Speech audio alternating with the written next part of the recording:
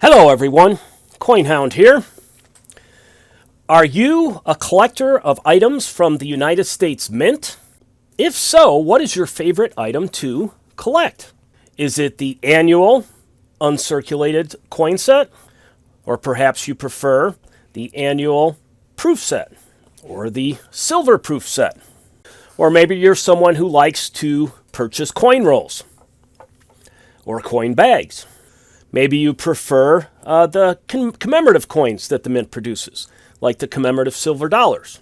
Maybe you have a tendency towards silver bullion and like to collect the proof gold eagles and the proof silver eagles that are released each year.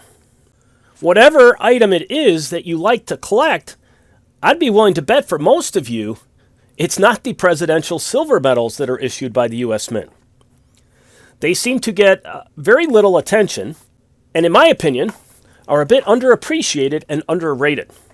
And I, being a little bit of an oddball when it comes to stacking and collecting, must say that my favorite U.S. Mint product, my favorite series, is the Presidential Silver Medal Series. So, needless to say, today I am super excited because tomorrow, Monday, May 3rd, the latest release in that series goes on sale on the U.S. Mint website. The William Henry Harrison Presidential Silver Medal. You can see the headline in front of you there. That's a headline from Coin Week. And I thought I would use this opportunity to talk about and give an overview of the Presidential Silver Medal Series.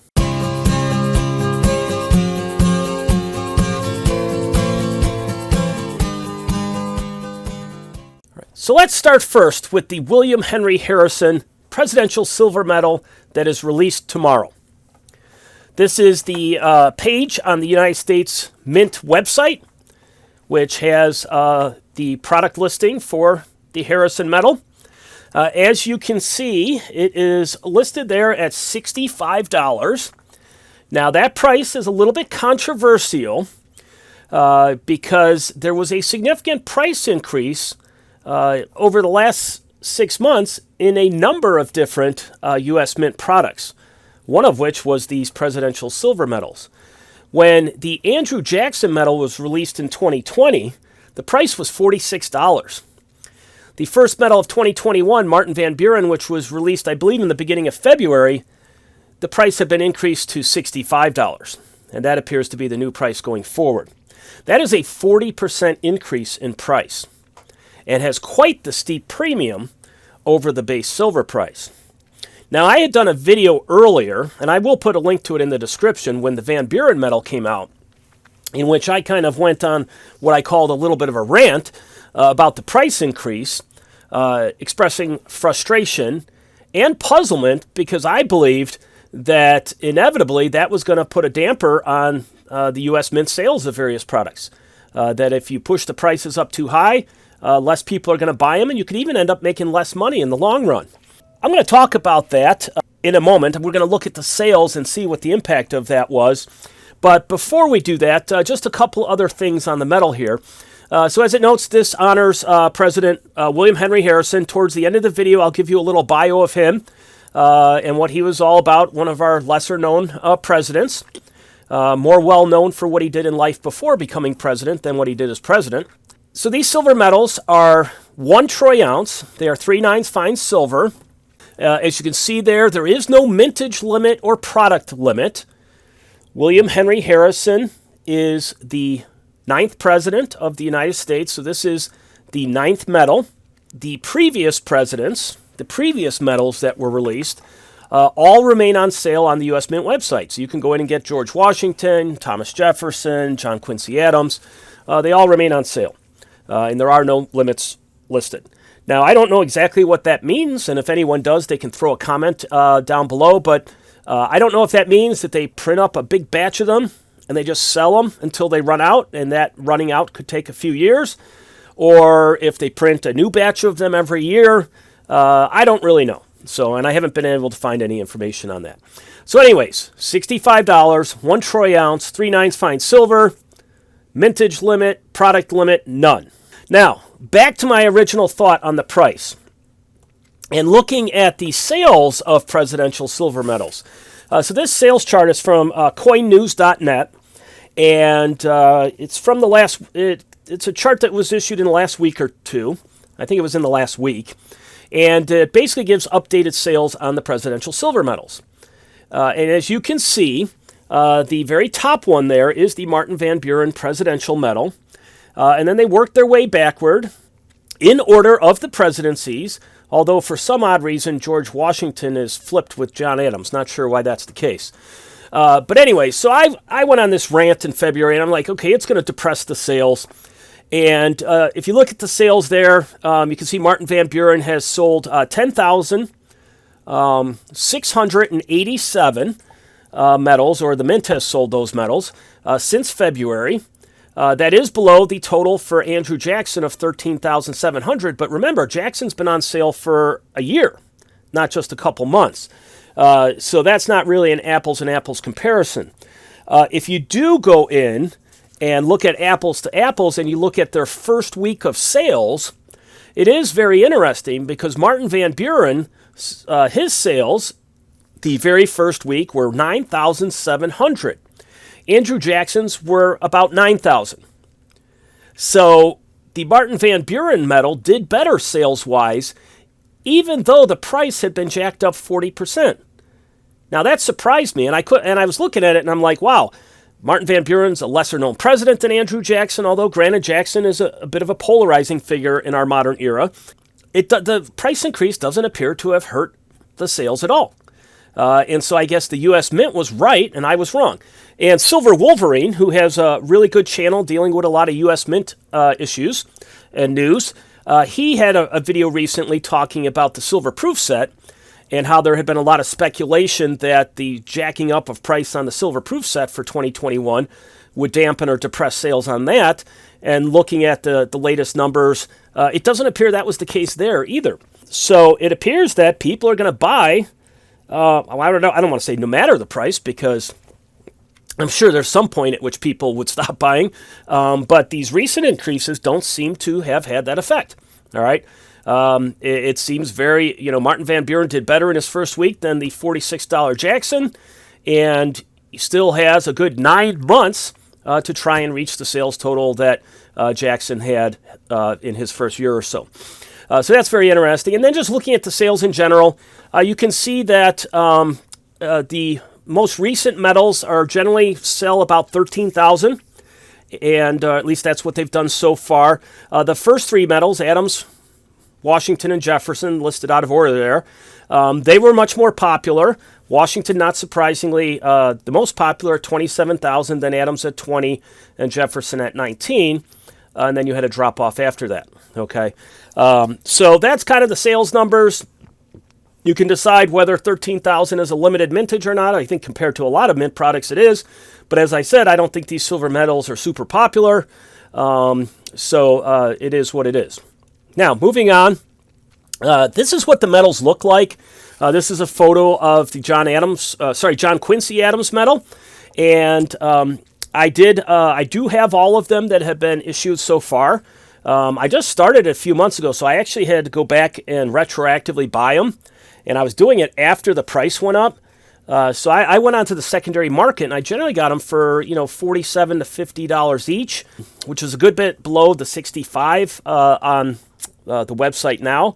I haven't checked eBay or any other secondary markets lately, so I don't know if that price has gone up to reflect the new mint price, or if you can still get them for $50 or so dollars. That would be something to check in if you want to pick up any of these. So this is what they look like. This is a photograph of one of my medals, and I think it's a beautiful design, nice and clean. And we'll talk a little bit about why it has the design that it does. The presidential silver medals that are being now are basically remakes of presidential peace medals that were made back in history during the time of these presidents. The presidential peace medals, and we have one of them pictured here. This is James Madison. This one was minted around 1814. So this is a real one. It was minted in silver. And basically, these peace medals were given out on behalf of the president, on behalf of the country, to various Native American chiefs. They were meant to be a sign of goodwill and friendship. And you can see the slogan there, peace and friendship, on the back. And I guess it was continuing a tradition that had been carried out by British military leaders when they were here during the colonial period. So this design, this reverse design, was used on the medals for many of the early presidents. And then the front was changed to have an emblem of the president, and then a little information here. It says James Madison, President of the United States, A.D. 1809, so that's the inauguration year. And the medals were created for each president, and basically the rear design was often reused, and then, as I mentioned, the front was changed. You can see that the modern-day medal that the U.S. Mint is making is a replica. It has the exact same engraving on the front, the same information, and the reverse is the same. So that's why the design is what it is. This is basically a replica of the early peace medals that were issued. Now, those peace medals initially were created beginning in 1796, and they were generally minted overseas. And then in 1800, the government began having them minted at the Philadelphia Mint, and then the U.S. Mint has been minting them ever since. They were generally, as I said, put in silver, and there was usually a hole punched in them, as you can see at the top here, because they were meant to be worn as necklaces. So when they were given to the Indian tribes, to the chiefs, they often would have a string through the hole, and it would be something that could be worn as a necklace and as a sign of esteem from the American government. Around 1825 or so, the U.S. Mint began minting additional medals in a bronze-like material that were sold to collectors and to museums. The silver ones did not have high mintage numbers, and they were generally used for diplomacy with Native American tribes. This is another medal. This one is for James Polk, so this is a good number of years after James Madison. And this is an original from 1845. And you can see once again that exact same reverse design here. Peace and friendship. You have the tomahawk, and you have a peace pipe, and then a handshake. All right. So it's kind of a neat design. And then, of course, the front, you have the name of the president, and then the inauguration year. So that's just another example. Many of these medals were very similar in appearance, and so I'm assuming that's why the U.S. Mint is creating them all with the same appearance as well. Now, as you moved forward in time, there was some variations in the designs, and we can see that here. Ulysses S. Grant, his peace medal is very different. You can see on the front, the obverse on the left here, United States of America, and then it says, "Let us have peace." And at the bottom, liberty, justice, and equality. Once again, a peace pipe. And then I guess is that an olive? An olive branch? Okay, meaning peace as well. And his medal apparently is the only presidential peace medal that didn't actually have his name on it. His name is not on here, just his image. And then on the back, you have On Earth Peace, Goodwill Toward Men, 1871. You have a globe and some tools and a Holy Bible. And apparently, this is the only peace medal that has a Bible on it as well. So that's a very neat historical piece. It would be really cool to have an original of that in one's collection. I don't know how much they run for, but I would imagine they're a bit on the pricey side. You do see some variations along the way, especially as you get to some of the later presidents in the 19th century. Now, this is the William Henry Harrison medal that is going to be go on sale tomorrow at the U.S. Mint. And you can see in style here, it's also different, all right?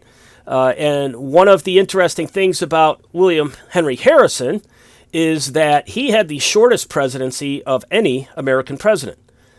He was inaugurated on March 4th. He got sick, and he died on April 4th. So he was only president for a month. Oops, accidentally switched my screen there. And they never issued any peace medals.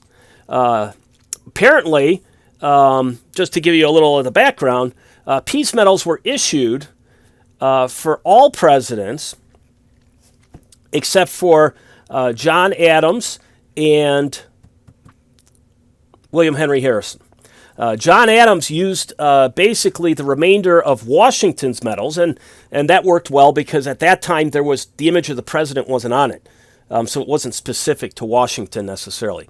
And then Thomas Jefferson was the first one to have his image on it in the medals that were sent out on the Lewis Clark expedition, and then has that famous reverse that we've been looking at. And then William Henry Harrison wasn't president long enough to have any peace medals made. So it looks like the U.S. Mint is basically creating these from scratch. And they're not doing it totally from scratch because these appear to be basically modeled off of a design that was used later with William McKinley.